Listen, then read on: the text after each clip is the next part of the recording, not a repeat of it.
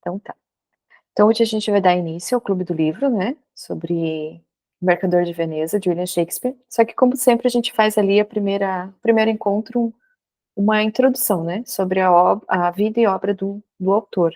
Vocês conseguiram pesquisar um pouquinho sobre o William Shakespeare? Eu consegui. É? Que bom. Sábado eu assisti acho que umas 2 vezes 2 vídeos e aí ainda li mais 2 vezes um site. Ó, muito bom. E tu se surpreendeu? Tu já conhecia? Como é que foi Não, Não conhecia? assim, eu não conhecia, né? Teve fatos da vida dele que daí eu me desanimava. Aí tinha fatos que daí eu me alegrava. Daí ficou nesse meio termo. Uhum. Primeiro fato é por causa que ele fumava, provavelmente ele fumava maconha, chumbo e... É que é cachimbo, né, filha? Cachimbo, que foram encontradas essas substâncias. E aí o outro fato é que ele era católico. Então, assim, eu fiquei meio triste, mas tudo certo. Essa do fumo eu não achei na minha pesquisa aqui, olha, bem interessante. Mas sabe que o fumar é algo bem comum até hoje, eu acho, na Europa, sabe? Porque por conta do frio, eu acho que é algo que aquece eles, alguma coisa assim, sabe? E ainda ele morreu por causa que provavelmente ele morreu porque ele começou a receber muitas visitas. E com essas muitas visitas, ele começou a beber bastante. Então, ele já estava com uma febre, então aumentou e é onde que provavelmente morreu. Olha que interessante. Bárbara, tu chegaste a pesquisar alguma coisa? Não. Não cheguei a pesquisar tão a fundo. Só.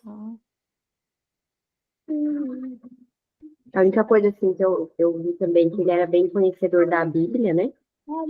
Isso. Então, eu vou começar a falar um pouquinho aqui da minha pesquisa, daí, Bárbara, o que tu achou dele? Pode acrescentar. E ele também criou algumas palavras, né?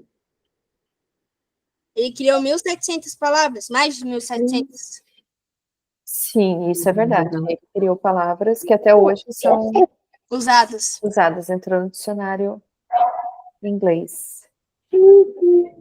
Então tá, vamos ver aqui. Ele nasceu no dia 23 de abril de 1564, ali no finalzinho, né? Meados, né? Na verdade, do século XVI, numa pequena cidade da Inglaterra, Stratford-upon-Avon, acho que é assim que fala. E o interessante é que ele faleceu, né, aos 52 anos de idade, provavelmente na mesma data do seu nascimento. Não sei se vocês acharam. Eu acho que foi ao contrário, no caso, né? Que provavelmente ele nasceu no dia 23 e morreu no dia 23. A data que eu pesquisei era provável. Provável não, era de certeza, só o nascimento que não tinha certeza. A minha coloca aqui como uma provável, porque há registros, só que esses registros, muitas vezes, eles não faziam registro no mesmo dia, né? Então, é provável que ele tenha nascido ali na data do seu aniversário ou bem próximo, né? Mas ele faleceu aos 52 anos. Ele faleceu até porque a estimativa de vida na época na Inglaterra era de aproximadamente 40 anos. Então, até que ele, envolvido, né, com todos esses vícios e todas essas questões em Londres, ele até viveu bastante tempo comparado ao período, né? Ele é o maior escritor da língua inglesa e o maior dramaturgo de todos os tempos. Então, Shakespeare, ele é conhecido mundialmente, né? Então, não... Até é interessante porque Shakespeare é um escritor que ele foi reconhecido em vida. Então, assim, ele não foi um autor reconhecido, né, após a sua morte, e aí as pessoas encontraram seus escritos, não. Ele era muito respeitado e requisitado até. Ele trabalhou nos grandes teatros de Londres, né? E tudo que ele fazia, tudo aquilo que ele escrevia, tudo aquilo que ele apresentava, era algo que realmente chamava o público. E não, né, e além disso, ele se tornou, vamos dizer assim, o queridinho da realeza, né? Então, ele era conhecido até pela família real. Deixa eu ver aqui. O seu pai era John Shakespeare, um comerciante, sua mãe Mary Arden, de uma família nobre. Ele provavelmente, na verdade, estudou numa escola chamada King's New School, onde ele aprendeu latim e literatura clássica. Essa escola, era uma escola protestante, porém, ela tinha diversos professores católicos. Então, a gente já entende um pouquinho ali que Shakespeare, ele recebeu tanto parte de ensino protestante como de católico, né? Só colocando um pouquinho aqui, né, eu até peguei aqui mais para frente, mas já vou antecipar, que ele nasceu num contexto ali histórico bem interessante, né? Porque alguns anos antes, ali no início do século XVI, vou pegar aqui qual era o nome do rei, não sei se pesquisou isso também, Emily.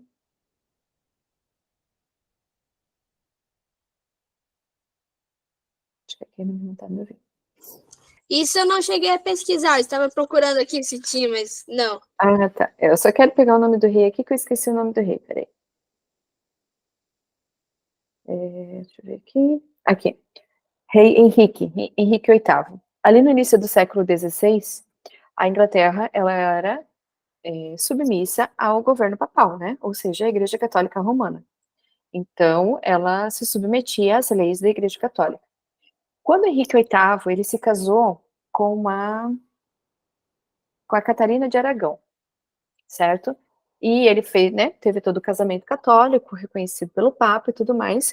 Só que Catarina de Aragão, ela teve apenas uma filha, mulher, Maria, que depois a gente vai saber que é aquela Maria I, a Maria Sanguinária, né?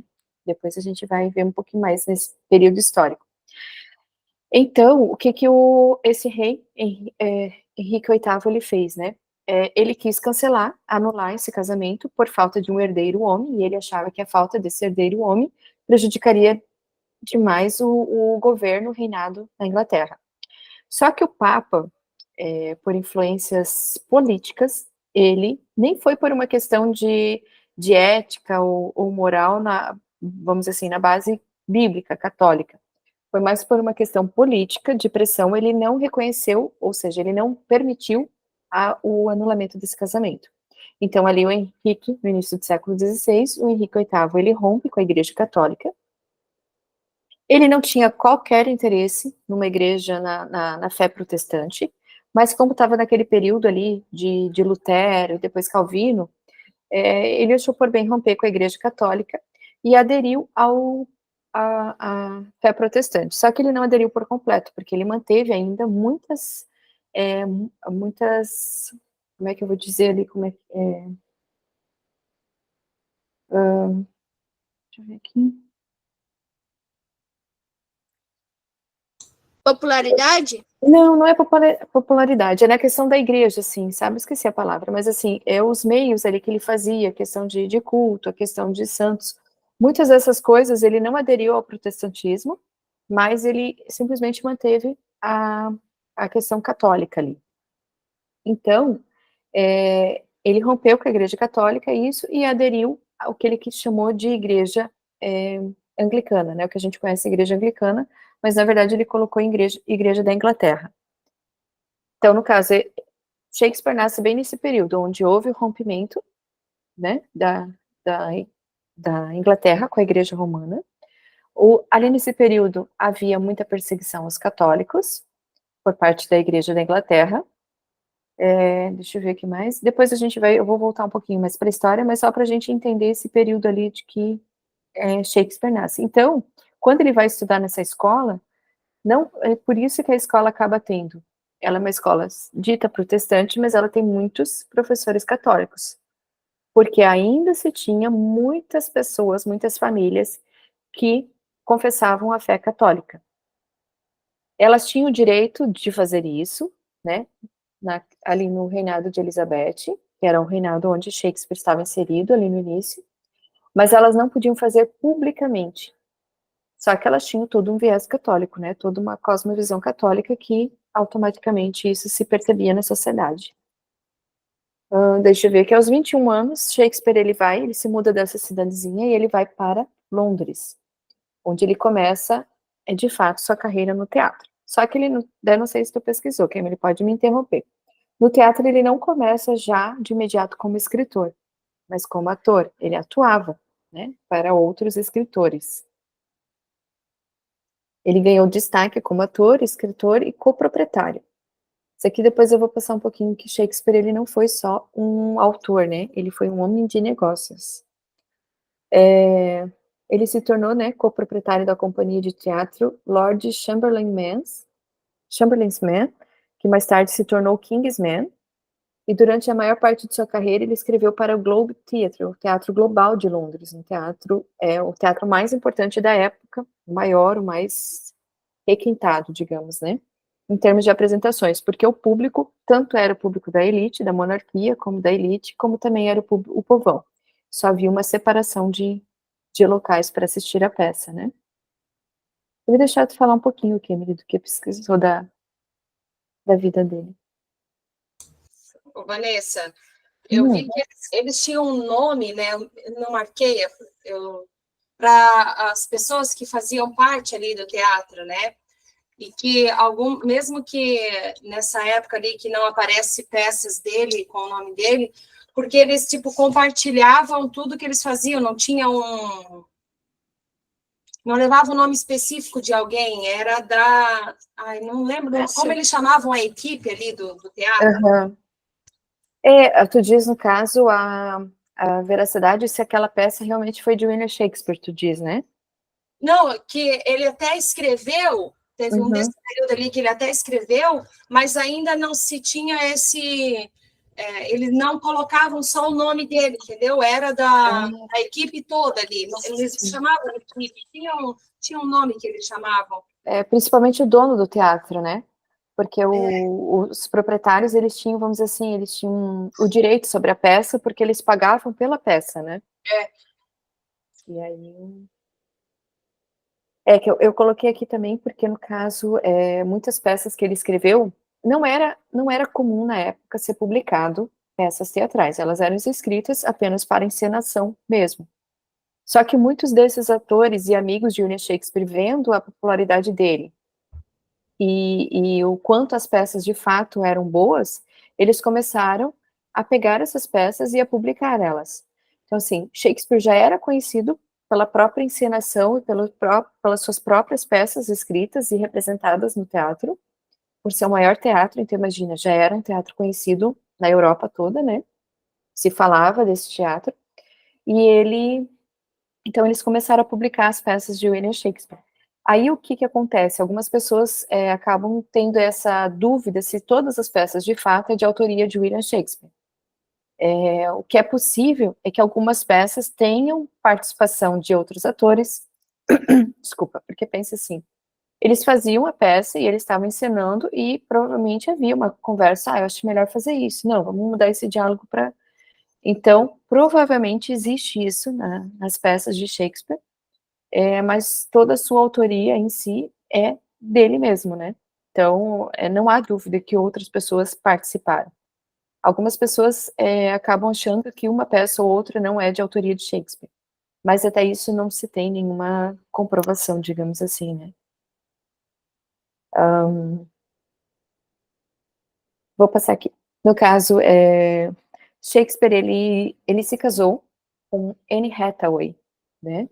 O que é interessante é que ele estava noivo de uma outra mulher, né, no mesmo período. Só que pelo fato de Anne estar grávida, ele cancela esse noivado e ele se casa, então, com Anne Hathaway, que era 8 anos mais velha que ele. Shakespeare tinha 18 anos e Anne tinha 26 anos. Então, eles se casam em 27 de novembro de 1582. E há registro deste casamento anglicano, né? Ele casa na igreja. E deixa eu ver aqui, ela já estava grávida do seu filho, e após o casamento, a primeira filha nasce 6 meses após a data do casamento, que foi a Susanna Shakespeare. E depois ele tem gêmeos, né? Que é Hamnet e Judith, que nasceram em 1585, 2 anos após o casamento. Está tudo tranquilo. A Hamnet morreu aos 11 anos de idade, né? Era um menino, o único menino dele. O único filho homem. Ele faleceu aos 11 anos de idade. Eles acreditam aqui, ó, até coloquei aqui, deixa eu ver. Ele morreu provavelmente por conta de uma das como é que é? As epidemias da época, né, que tiveram muitas na época de Shakespeare. Então, eles eram gêmeos, ele vem a falecer com 11 anos de idade, e Shakespeare, ele fica muito entristecido, né, ele fica bastante abalado com a morte do filho. É tanto que eles remetem à peça teatral Hamlet, provavelmente uma homenagem, né, ou algo que ele quis transparecer das suas emoções com a morte de Hamlet. Então, Hamlet é possivelmente, segundo os estudiosos da vida e obras de Shakespeare, eles acreditam que tenha sido uma homenagem escrita ao próprio filho morto. As duas filhas casaram-se, só que somente Susana teve filhos. Então, a linhagem ali, onde se pode, vamos dizer assim, que eles puderam identificar, né, a linhagem ali de Shakespeare foi apenas nos netos, nos filhos de Susana. Depois dos netos, perdeu-se ali a questão dos herdeiros de Shakespeare. Então, hoje em dia, acaba não conseguindo identificar os herdeiros de Shakespeare. Se perdeu ali nos netos. Tá tranquilo aí? Bárbara, se quiseres comentar, fique à vontade. Não, tranquilo. Uma outra questão aqui é que essa questão ali que você falou, né, Emily, que Shakespeare era católico. Há especulações de que sim e que não, porque as obras dele retratam muito a questão do catolicismo, né? Teve um homem que eu assisti, o Guilherme Freire. o Guilherme Freire, que ele falou que há possibilidade que ele comprou uma casa onde que ele fazia essas missas escondidas. E o outro fato é que os nomes dos filhos, né? Por isso. O que teria os nomes dos filhos? Ele falou que os nomes dos filhos também, ele indicou lá um livro que fala sobre os fatos, onde diz que ele possivelmente era católico. Os fatos de... Tudo bem, tá na pauta. Não, mas ele só falou tipo, os nomes dos filhos dele, que... Ah, você não explicou por quê. Entendi. Essa parte eu não encontrei na minha pesquisa, mas ele nasceu, que nem eu comentei ali, né, ele nasceu num ambiente turbulento, né, onde os católicos eram perseguidos, né, embora a rainha Elizabeth, no período, ela tentou, vamos dizer assim, apaziguar, né, ela permitiu o catolicismo desde que ele fosse restrito, né, tipo, você poderia ser católico na sua casa, não em público, né, então o que prevalecia publicamente era a igreja da Inglaterra, né, hoje é a igreja anglicana. Então, ele nasceu nesse período. Mas é interessante que o que eu pesquisei aqui possivelmente ele era católico por conta do pai dele, porque é um registro de multa com o nome do pai dele por não comparecer aos cultos, às missas anglicanas, né, aos cultos anglicanos, que era obrigatório na época. Então, toda a família tinha a obrigação de ir ao culto, e o pai dele se negava a ir, o pai dele não tinha. Então, há um registro de uma multa que o pai dele recebeu. Então, é bem possível que a família de Shakespeare mantinha a fé católica e privada. Shakespeare nunca, em público, ou mesmo nas suas peças ou sonetos, ele deixou claro qual era a sua religião, né? Mas ele trabalha muito essa questão de perseguição, de religião, até mesmo alguns dogmas católicos dentro das suas peças, né? Inclusive Hamlet, por exemplo, o fantasma, né, do pai que aparece para ele, em um determinado momento, uma das falas, ele diz assim, que ele quer encontrar o perdão, a paz no purgatório, ele remete ao purgatório. Então, isso a gente sabe que é bem catolicismo, né? Deixa eu ver aqui se tem mais alguma coisa que dá para falar sobre a família dele. E parece que foi encontrado um testamento católico, há um registro de um testamento católico também, mas isso pós a morte de Shakespeare. A questão também de um período que eles não têm registro, que foi no ano de 1585 a 1592, e quase não se encontra nada sobre Shakespeare. Então, existe uma especulação de que possivelmente ele ficou em treinamento com algumas famílias católicas, ou mesmo fez viagens pela Europa em países católicos, como na época Espanha, França e a própria Itália. Então também é algo que deixa, assim, um pouco duvidoso sobre isso, né. Aí eu falei das referências católicas nas suas obras, principalmente em Hamlet, onde ele faz referência ao purgatório. Deixa eu ver aqui. Essa questão. Enfim, essa parte aqui do catolicismo nas suas obras, ok, né. Ao todo, Shakespeare escreveu 37 peças teatrais, entre comédias, tragédias e histórias, e cerca de 154 sonetos. A sua maior tragédia, conhecida mundialmente, é Romeu e Julieta, seguido de Hamlet, Otelo, Macbeth e Rei Lear. Daí tem a questão ali, comédias e tudo mais, né, mas eu acho que esse Romeu e Julieta é o que a gente mais ouve, né. Romeu e Julieta, Hamlet. Engraçado que, assim, todas as obras de Shakespeare, engraçado não, né, mas ele tenta retratar a cultura da época e o que se vivia, principalmente na Inglaterra e aos seus arredores, né. Por exemplo, Hamlet, ele traz vingança, loucura e moralidade, o que era muito comum nessa questão da época em que ele vivia. Não que não seja hoje, né, mas antigamente eles colocavam isso muito nos seus escritos, né.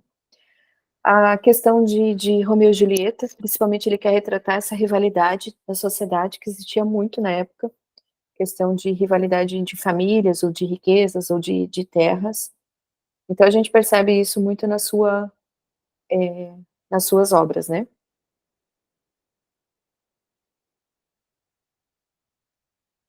Vou deixar tu falar um pouquinho aqui, Emily, para não ficar só aqui como uma aula, como o Emerson fala.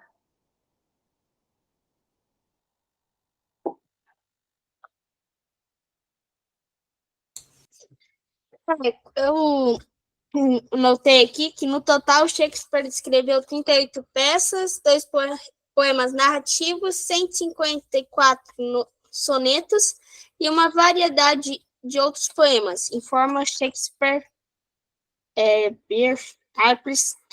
Calma aí que eu quero só pegar uma palavra aqui. Uhum. E eu marquei, só que eu esqueci de... O que ele escreveu ali de sonetos? Sonetos era uma composição poética de 14 versos, disposta em 2 quartetos e 2 tercetos, rimados entre si. Então, ele escreveu 154 no total ali, né? Uhum. Ele continha 36 de suas peças, mas nenhuma de suas poesias. Talvez... Não, calma aí.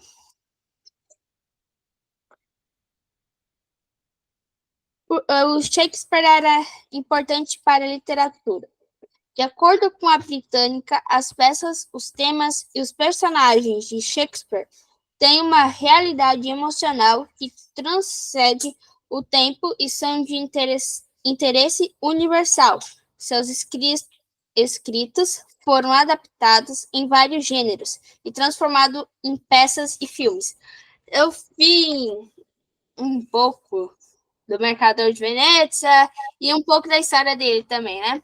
Uhum. E diz assim que ele tinha comédia, tinha tragédia, mas acho que era tragédia que falava, né?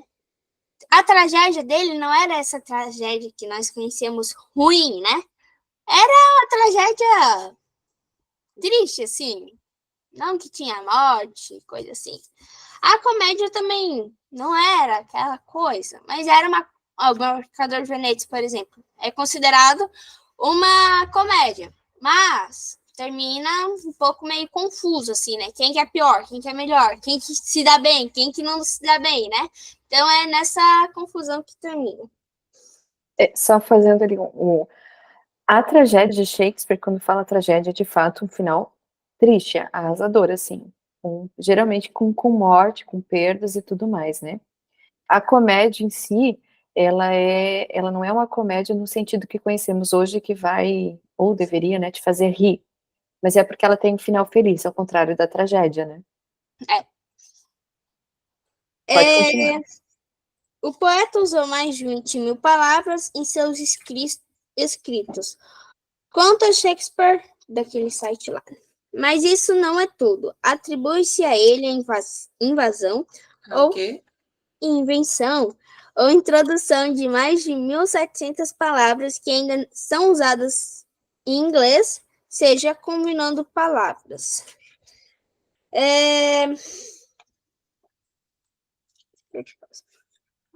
Eu tinha uma coisa para falar, só que eu esqueci. Na época de Shakespeare nos teatros. Ah, na época de Shakespeare dos teatros, né? As mulheres, quando faziam parte da história, digamos assim, os homens faziam o papel das mulheres. Eles vestiam peruca e não sei o que, faziam beleza. E o homem era o papel da mulher. A mulher não fazia parte ali do teatro. Elas eram proibidas de atuar naquela época. E também dá para dizer que ele viajava bastante, assim, né? Porque eu vi que ele viajava bastante, então ele não tinha muitas vezes contato com a família.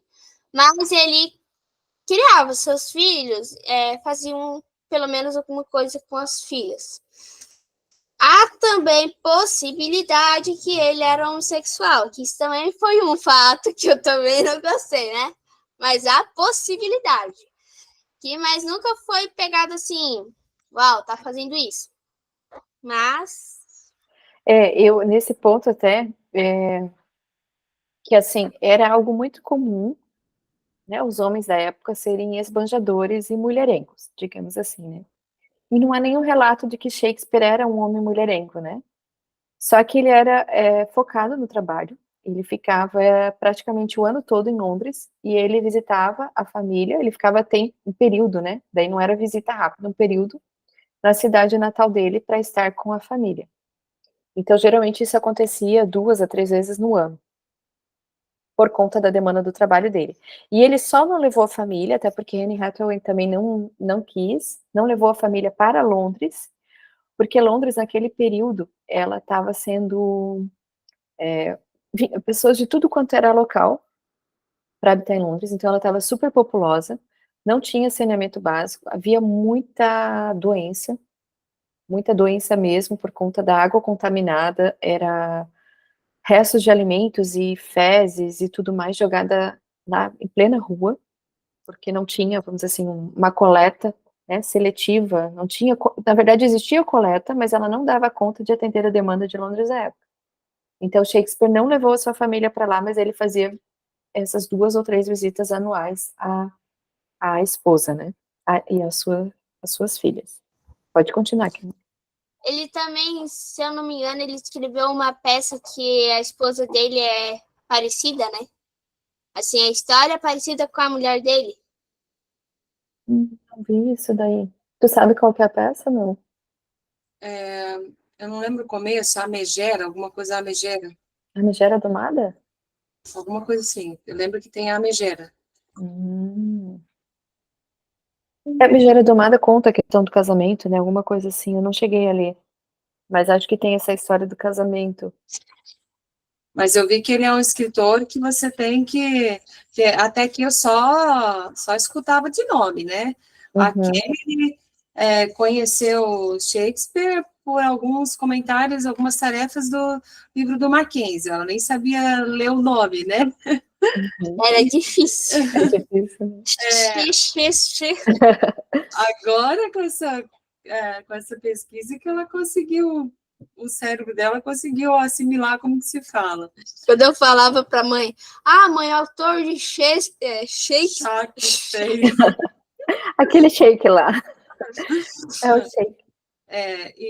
Mas o Guilherme Freire comentou que mesmo para quem vai ler as peças dele no inglês, eles são difícil para você ler, compreender todo o contexto ali do que ele queria dizer, o que estava acontecendo na época. Não são. Ele até citou algumas peças para você começar a ler Shakespeare, né? Uhum. Inclusive o Mercador de Veneza, ele falou que ele citou, né? Que é uma das mais fáceis assim para você começar a ler. Ele falou que tem um livro que é pequenininho, assim, né? Ele até que pequeno. Só que você tem que prestar atenção aos fatos, porque é meio complicado ler. Ele estava falando do inglês, né? Quando Do inglês. Pro próprio, né, britânico, hoje em dia, fazer uma leitura de Shakespeare é difícil, porque o inglês dele já é um inglês mais robusto, né? Então, Eu assim, vi. já passa. Então, assim, imagina, a gente dificilmente, talvez, fosse conseguir ler assim, que já não tem o inglês, tipo, dominado, né? Então, para a tradução, já é, o pessoal tem que eles fazem, né? Eles analisam o inglês no período e tentam trazer sem modificar o contexto, né? Mas eles trazem para uma linguagem mais atual. É esse o perigo daí que ele comentou, né? É. Das traduções. E Isso. as próprias, ele comentou até dos próprios materiais que tem de comentário das peças de Shakespeare. Ele falou que tem alguns que não são bons, que não era essa reflexão que deveria ser feita, né? É verdade. Eu vi que ele era um homem muito estudioso, né? O que tu comentou ali, não se tem relatos dele ser mulherengo, ou coisa assim. E até porque talvez essa questão de se ter esses boatos, dele ser homossexual, tu sabe que no meio dessa vida, talvez você não quis entrar para alguma farra e alguém começou a zombar de ti. E daí o comentário fica para o resto da tua vida, né? Alguém zombando de ti. Mas ele era um homem muito estudioso, então... Isso.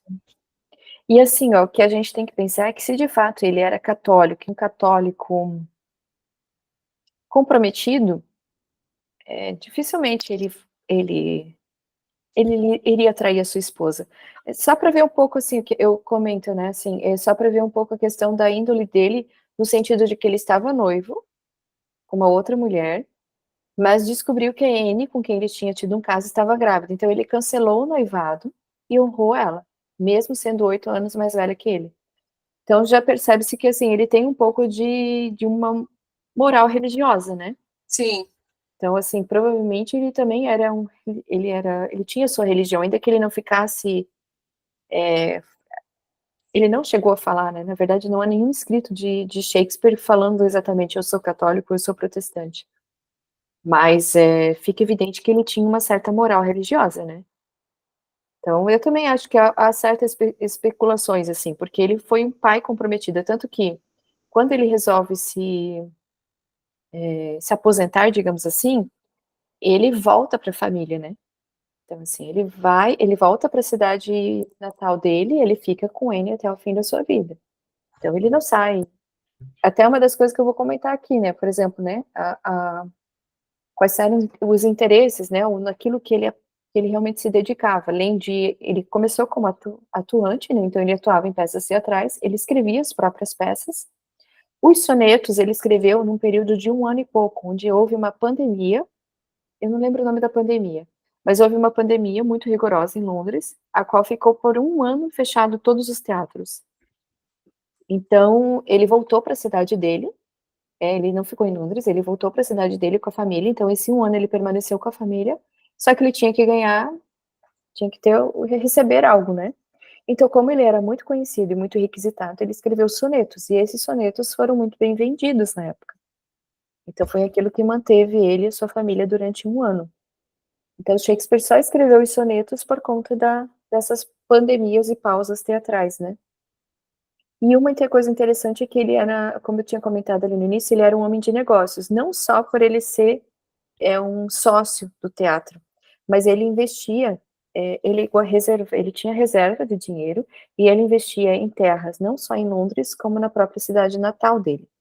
Inclusive, ele chegou a comprar a maior casa na cidade natal dele.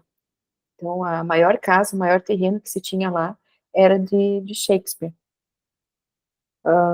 Ele tinha grande interesse pela religião e filosofia, e ele amava a família e a vida rural. Tanto que eu coloquei aqui, ó, ele frequentemente retornava. Então, no final, ele volta exatamente, ele se aposenta para ficar na sua cidade e ter esse contato com o campo, com a sua família. No site que eu procurei, diz que ele foi educado inicialmente em casa, com aulas dadas pela mãe, para depois estudar na prestigiosa Stratford Grammar School. Aí onde que, ao sair da escola por volta dos 15 anos, o jovem Shakespeare tinha algumas opções a considerar, que ele podia trabalhar no comércio do seu pai, como aprendiz, ou ocupar o posto de professor em uma escola. Essa parte eu não... Mas pode falar o que tu pesquisou.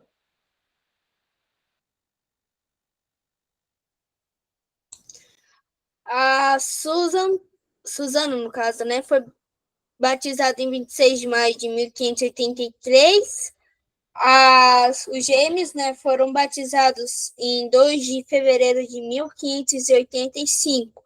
Então, foi 2 anos ali de diferença ali, com Susana e os gêmeos ali, que ele, né, a Susana nasceu em 1583 e eles em 85.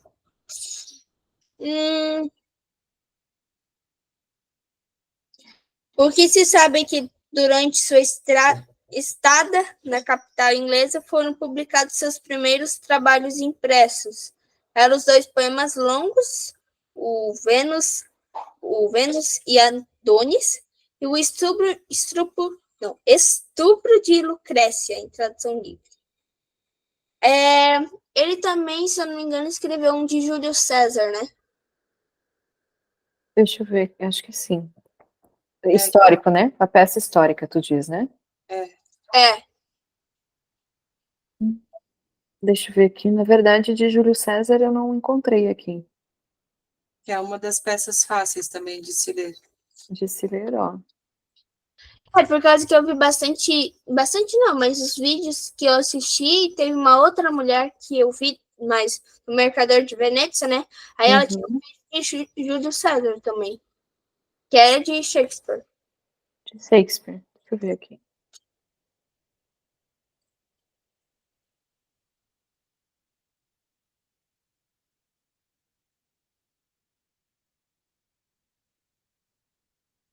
Tem uma tragédia, né? Deixa eu ver aqui. É uma tragédia, não é histórica, de Júlio César, isso mesmo. Foram 11 tragédias, 16 comédias, 10 histórias. Oi, Bárbara, tranquilo, já sei. Foram 10 histórias e... Deixa eu ver aqui, daí são 4 poemas e 154 sonetos. O Joel falou que ainda não consegue pronunciar Shakespeare. Porque não pesquisou e ainda não está muito estudado nessa parte. Não, mas a gente fala Shakespeare, só que se tu pegar um britânico falando Shakespeare é diferente.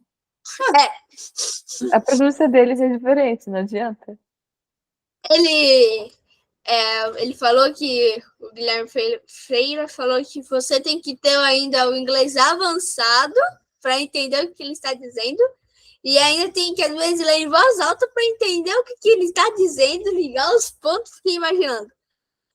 Porque ele era inteligente, né? Ele era estudioso. Então, é o que eu fiquei pensando, mas tem que ter inglês bom mesmo. Imagina, ele né? tem até umas palavras que nós usamos até hoje, né? Tipo, toque, Até tu, Brutus. Algumas expressões assim, né? Eu esqueci de anotar isso, né? Depois compartilha. Mas essas expressões, eu sei que ele criou várias palavras, mas eu não tenho nenhuma aqui. Mas eu lembro que realmente ele criou várias palavras, até para expressar aquilo que ele queria, muitas vezes nas peças, né? Que não tinha uma palavra, então ele expressava. Ao ler Shakespeare, uma coisa que a gente pensa assim, que não é um livro onde ele é rico em detalhes. Por exemplo, assim, eu li Rei Lear, daí tem um personagem lá que do nada ele tem uma fala e ele some. Ninguém sabe o que aconteceu com ele.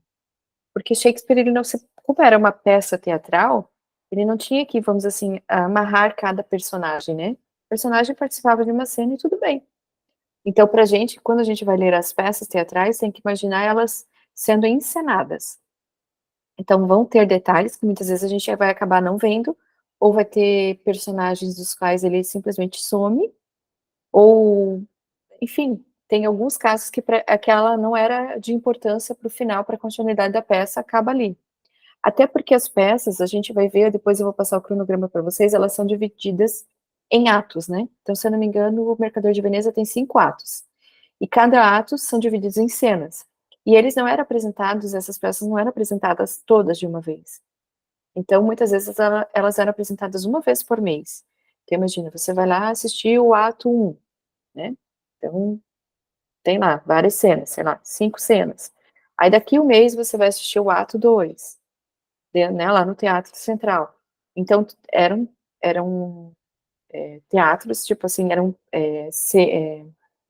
peças que não eram apresentadas todas de uma vez. Então, naquele determinado momento era importante e depois acabava sendo retirado, havia uma mudança. Então, para a gente atentar isso e tentar imaginar essa encenação, sabe? Os personagens encenando e tudo mais. Não é como a gente hoje pega um livro e tem toda, né? Agora ele entrou no quarto, sabe? Não é detalhado, não é rico em detalhes, né? E Shakespeare, ele expressava muito a questão que a gente tem que perceber, a questão emocional. Então, assim, toda a parte, assim, moral e emocional do personagem, ele tenta ao máximo colocar ali. Tanto que uma das maiores falas conhecidas, por exemplo, é de Hamlet, né? Então, ser ou não ser, eis a questão, né? Então, a gente sabe que, por exemplo, são coisas que ele vai fazendo com que o personagem vai expondo esse ponto. Mas pode continuar, Kennedy. Depois eu vou entrar um pouquinho no contexto histórico daí, da época. Já tá acabando, então. Eu peguei aqui no vídeo que eu assisti, né? Ele diz Vício, escrita pela primeira vez em Otelo, né? Obsceno, presente em trabalhos de amores conquistados, solitário em Coriolano. Deixa eu passar aqui um pouquinho. Ele também escreve Toque Toque, Quem Bate e Quebra o Gelo. Quebrar o gelo, isso. Ser ou não ser eis a questão. O amor é cego, até tu, Brutus. Meu reino por um cavalo. Eita, que eu não pausei rapidinho aqui. Há algo de podres. O reino de Dinamarca. E nem tudo que reluz é ouro. Muitas dessas expressões usamos hoje em dia ainda, né? Eu vou pôr aqui rapidinho um pouquinho do contexto histórico ali, né? Então, eu já falei que ele estava no reinado de Elizabeth, né? Logo depois, no início do século XVII, James I, que é o primo de Elizabeth, se eu não me engano, ele era da Escócia, ele vem reinar no lugar de Elizabeth na Inglaterra, e ele une os dois reinos, Inglaterra e Escócia. Ele mantém a fé protestante, no sentido da Igreja da Inglaterra, Igreja Anglicana, só que ainda com algumas tradições católicas.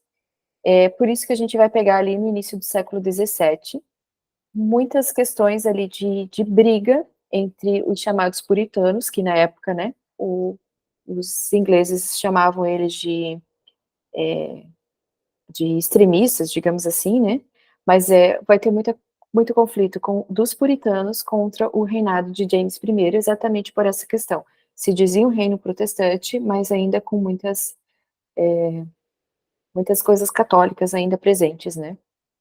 Mas, enfim, ele pega ali o final do século XVI com a Rainha Elizabeth, certo? Onde também ele pega a monarquia centralizada. Por quê? Porque a Inglaterra se desvincula da Igreja Católica Romana, então ela manda. Então, assim, a Inglaterra estava sob domínio apenas do rei. O rei era o dono de tudo, e inclusive das terras que até então pertenciam à Igreja Católica. Ele toma isso para si, fecha os monastérios, ele fecha os monastérios, e isso acaba influenciando muito a população por desemprego, porque muitas pessoas acabavam trabalhando ali, e também a questão de saúde, porque quando as pessoas ficavam doentes, principalmente os mais pobres, eles eram atendidos nesses monastérios, né, pelos padres e por aqueles que trabalhavam lá dentro, que atendiam a comunidade no geral. Uma vez fechando isso, a população fica sem esse atendimento médico, digamos assim, né. Deixa eu ver aqui. A questão daí, que James I, ele não era tão, ele não sabia tão habilidoso para lidar com o parlamento britânico na época e tudo mais, então ele trouxe alguns conflitos políticos, né. Tinha, deixa eu ver aqui, na verdade, a Espanha e a França, né, elas eram inimigas religiosas da Inglaterra na época também, então isso acabava envolvendo muito a questão de comércio, né, comercial. Deixa eu ver aqui. Teve a conspiração da pólvora em 1605, mas não me atentei muito, não fui muito além, mas é realmente entre os católicos desses países contra os ingleses, então era uma briga católica. A situação econômica estava boa, tinha um crescimento grande no comércio e navegações, então eles importavam muito. Vocês têm compromisso daqui a pouquinho, né? Só que também tinha uma diferença social gigante, né? Na questão de que havia muita riqueza na Inglaterra, mas também muita pobreza. Então, tinha essa questão bem conflitante dessa desigualdade social. A Rainha Elizabeth, ela investiu muito na cultura, então por isso que os teatros ganharam tanto subsídio da monarquia, né, do reinado na época. Havia esse incentivo, então era aberto ao público exatamente para que eles tivessem esse acesso à cultura. E principalmente, né, na época, a cultura era muito a questão teatral, né, do teatro. Mas também tinha, acho que, se eu não me engano, tinha alguma parte de música também. Então, a Rainha Elizabeth, ela incentivou muito a cultura nessa época. Então, a gente já viu a questão né, da questão religiosa ali, que pelo rompimento de Henrique VIII, né, a Inglaterra se rompe com a Igreja Católica, se torna protestante, a perseguição aos católicos, e aqui há o que ele chama, né, dos puritanos, os conflitos, né, dos puritanos com a igreja inglesa. Deixa eu ver aqui, ele coloca uma questão, principalmente ali também no reinado de James I, essa tensão acaba aumentando, tá? Exatamente por causa dessas diferenças da qual eles não se submetiam, né, à fé reformada. A saúde que eu comentei, ela era bem decadente, havia muitas doenças e epidemias, uma delas foi onde, né, Shakespeare acabou escrevendo seus sonetos, porque ele ficou o teatro ficou 1 ano fechado, então a questão ali tinha varíola, a tuberculose, febre tifoide, disenteria. Então tudo isso era causado realmente pela falta de higiene. Inclusive, uma coisa que eu achei bem interessante, eles não tomavam banho na época, porque acreditava-se que o banho abria os poros, e assim entravam mais bactérias, né. Então, tinha muita essa questão, né. E a medicina na época também, médicos, somente os ricos tinham acesso. Então para ter Uma vez eu era na escola ainda, eu comecei a ler uma matéria sobre isso, que eles falavam, as pessoas tomavam um pouco banho, daí uma vez, e na minha cabeça já vencia, uma vez na semana, né? Não, uma vez no ano. Aquilo me assustou. né, e olhe lá ainda, né. Então eles tinham muito dessa, enfim, né, essa medicina no caso, né, os médicos. Era cultural, minha filha, tu ia Era fazer. cultural. Assim, ó, só Eu quero tomar no mínimo uns 2 banhos. Imagina no calor durante 1 ano. Algum tempo mas lá. lá era frio, né, a gente tem que pensar que lá é assim, eles têm 3 meses de verão e 9 meses de frio, ao contrário da gente aqui, né. Mas é uma questão interessante que até hoje, tá, até hoje o brasileiro é o povo que mais toma banho. A média na Europa é de 4 banhos por semana. Até hoje. Se eu for para a Europa, eu quero continuar tomando meus banhos tranquilo. Não vou querer mudar minha cultura, não, de banho. Eu e o Emerson, a gente esteve lá no verão, na Alemanha, e confesso pra vocês que era difícil você pegar metrô. Que levantar o braço, assim, não era fácil. É verdade, é bem difícil. Então a média na Europa é 4 banhos por semana. Até hoje, não é um dado antigo não. Então, eles trabalhavam muito, no caso, né, os médicos, só os ricos tinham acesso, os pobres acabavam buscando os curandeiros e feiticeiros, locais, né, tudo mais, que eles davam, trabalhavam com ervas medicinais ou mandavam fazer alguns, não sei como dizer, tipo, trabalhos, né, para tentar receber aquela cura. E quando se fazia, por exemplo, muitas pessoas tinham necessidade de fazer uma cirurgia, uma amputação, por exemplo, se fazia sem anestesia. Então, e sem qualquer higiene. Então, muitas vezes a pessoa morria exatamente por uma bactéria ali, né? Então, ela morria ainda após a cirurgia, né? A expectativa de vida que eu falei lá no início era uma média de 40 anos, né? Exatamente por conta dessa falta de higiene, saúde e tudo mais. Deixa eu ver aqui. Já comentei sobre a questão de que Londres era uma cidade extremamente lotada, vinha pessoas de tudo quanto é canto para Londres, principalmente até por questão cultural, tá? Eu me lembrei da Emma, Daí, da cidade. mas Ema ainda, deixa eu ver, são 3 séculos, né, 2 séculos e meio depois ainda, né? Tá um pouquinho. Londres já se encontrava um pouco melhor em termos de saneamento, bem diferente da época de Shakespeare, né? Então, ali no século XIX, ali de Ema, o saneamento na Inglaterra já era bem superior ao que Shakespeare vivenciou, né? Então, já havia um maior controle dessas epidemias, né?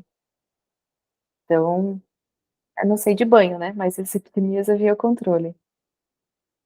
Deixa eu ver aqui se eu peguei mais alguma coisa.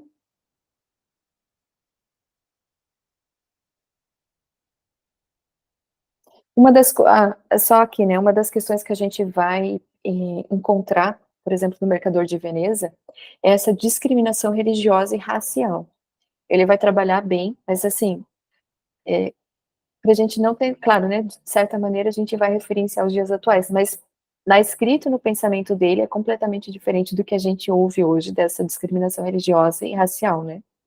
Mas é algo que ele vai trabalhar bastante, porque é o que eles vivenciavam muito na época, né? Principalmente, vai ter um judeu que vai maltratar os católicos e tudo mais. Mas é o que ele vivia muito naquele período de que a igreja da Inglaterra acabou perseguindo e chegou até matar católicos, né? Naquele período. Salomão disse, não há nada novo debaixo do sol, o Exato. que já foi e o que será também já foi. Então, algumas coisas em proporções maiores ou menores, mas em todas as épocas tu vai ver que aconteciam, né? Tu vai pegar, por exemplo, assim, o Henrique VIII rompe com a Igreja Católica e ele, no caso, insere ali a Igreja da Inglaterra com base protestante. Embora na prática não era, né? Aí, Henrique VIII morre, quem assume a sua primeira filha, Maria, né? Que a gente, né, a Maria Sanguinária, que ela volta tudo e diz, não, sou católica, e ela começa a perseguir os protestantes, matando e tudo mais. Maria morre, entra Elizabeth, que já vai apaziguar. Ó, você até pode ser católico dentro da sua casa, desde que não seja em público. Então, aí vem o James I, que mantém a igreja anglicana, a igreja da Inglaterra, com, claramente, daí ele mantém alguns protocolos, algumas questões católicas, o que isso vai confrontar com os puritanos da época, né? Então, há esse confronto com James ali no reinado de James I, exatamente porque não, você não é uma igreja protestante, porque você ainda continua tendo práticas católicas. Você só rompeu com o Papa, né? Então, pega todos esses conflitos. Então, são perseguições ali, né? Você vê, um pouco daqui, um pouco dali, e se perdura até hoje, né? Eu acho que, basicamente, nessa questão ali de tinha a questão ali, né, que ainda Itália, França e Espanha ainda eram países extremamente católicos, e a Inglaterra, a Alemanha e outros países mais do norte, né, inclusive a Escócia, acho que sempre confundo o nome, não é Noruega, mas enfim, aqueles países mais do norte, eles já estavam muito mais protestantes do que católicos, né. Então, havia muitos esses conflitos, assim, Shakespeare presenciou muito esse conflito religioso, né. Ele escrevia bem, não me lembro agora quantas, né? Mas eu vi algumas citações dele sobre a Itália, né? Que nem Romeu e Julieta, acontece lá. Sim. Já era um país que o inspirava, não sei, alguma coisa chamava atenção. Ele leu muito, agora eu não vou lembrar qual, mas ele leu um autor é italiano, o qual fez com que ele admirasse e mencionasse em algumas de suas obras partes da Itália. Mas também há especulação que num determinado período ele provavelmente deve ter viajado para esses países católicos, né? Mas ele tinha, um dos seus autores preferidos era um autor italiano. Até Veneza, né? A Emily fala Veneza porque nós estudamos um pouquinho, assim, ela fala, então, o próprio Mercador de Veneza, né? Sim, Mercador de Veneza também. Mas ele cita bastante a Itália, mas ele vai citar outros países também, outras...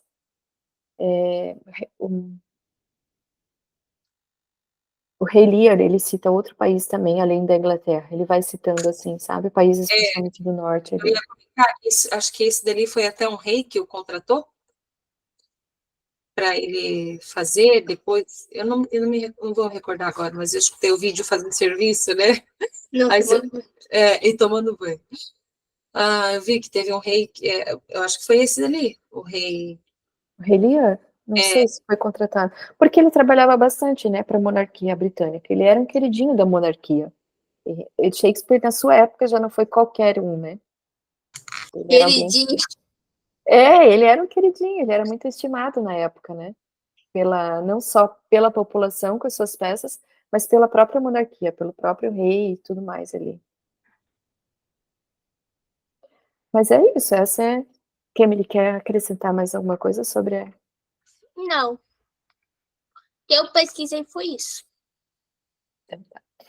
Nós decidimos também pelo Mercador de Veneza. Eu fiz uma breve pesquisa antes, porque como o Emerson chamou os adolescentes, né, não queria fazer uma leitura, vamos dizer assim, de algum livro que comprometesse a idade, né, cada coisa na sua idade, né. Sim. Então, um dos livros, assim, que é o primeiro, para ler com os adolescentes, porque ele vai tratar de questões não só morais, mas também de sentimento, de emoções, né. Então, o Mercador de Veneza é um dos primeiros, assim, para que a gente possa ler nessa faixa etária, assim. O nosso não chegou ainda. Chegaste a comprar da Martin Cloretti, né? Eu vi ali no grupo, daí eu peguei essa. É. As meninas comentaram lá que tu indicava esse, daí eu peguei desse.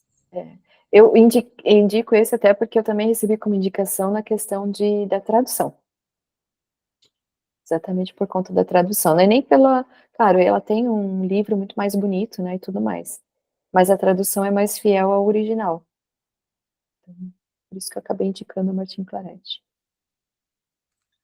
Certo, então? Pelo menos nós vamos ter um bom livro para a Kézia ler depois, quando ela crescer, né? Aí ela se acalmar, nós conseguimos contar a história para ela. Porque hoje, agorinha, quando eu for contar a história para ela, não dá, porque se tu ficar prestando atenção no livro ou prestando atenção nela, tu não vai conseguir fazer nenhum nem outro, porque ela não para quieta mais. Aí fica na cama, tem que ficar cuidando para não cair, porque ela já caiu uma vez. Aí, se tu deixar o livro perto dela, ou se tu está lendo, ela quer pegar o livro, daí vai rasgar o livro. Então é assim, né? Aí não dá para fazer nenhum nem outro. Ela tá com quanto tempo? 9. 9, Agora começa. A minha, se eu vou ler em voz alta, ela começa a falar junto, sabe? Ela começa a falar, agora ela pega o lápis, ela quer riscar o livro também. Leitura em voz alta é difícil. Se a senhora vê o livro da minha mãe, às vezes, tipo, a Tradição das Artes Liberais, ou alguns livros, assim, de estudo da minha mãe, meu pai fala assim que isso não é um livro, isso é um rabisco, porque é cheio de escrita, pula um espacinho, aí tem lá uma escritezinha. Mas daí são escritos. Não, daí são escritos daí também, né? Os meus também, mas o meu tem alguns rabiscos agora, risco mesmo, que ela pega o lápis e fica riscando tudo. É que vai chegar nessa época ainda, mas... Vai chegar. Mas é isso, então. Encerramos na vida e obra de Shakespeare. Vou conversar com o Emerson para ver como é que ele vai fazer a questão do horário. Mas se for à tarde é tranquilo, né? Até para a Bárbara também é melhor. Eu prefiro à tarde, quando é mais com adolescentes. Eu prefiro. Que horário tu pensa? Eu penso 14 horas. Tá. Porque daí eu acho que já emenda às vezes o soninho de algum bebê ou não. Já. Não tem isso muito definido, não. Mas aí fica ali no início da tarde para não comprometer o resto também, sabe? Uhum. Porque daí Mas- se nós... Porque geralmente nós temos, às vezes, uma, às vezes duas aulas para fazer à tarde com a Kemily, né? Uhum. Daí nós já sabemos que tem clube. E depois disso, daí tem a matéria. Daí tu se adianta para deixar só uma para de tarde. Mas aí eu converso com ele certinho, acho que até amanhã a gente já dá um retorno ali na comunidade. Tá bom? Está bem. Keila, Kemily, obrigada, tá? Uma Nada. boa noite, um bom descanso. E depois eu passo o cronograma também, mas provavelmente vai ser a leitura do ato 1, tá? Que é curtinho também. Tá. Uma boa noite. Para vocês também. Tchau. Tchau.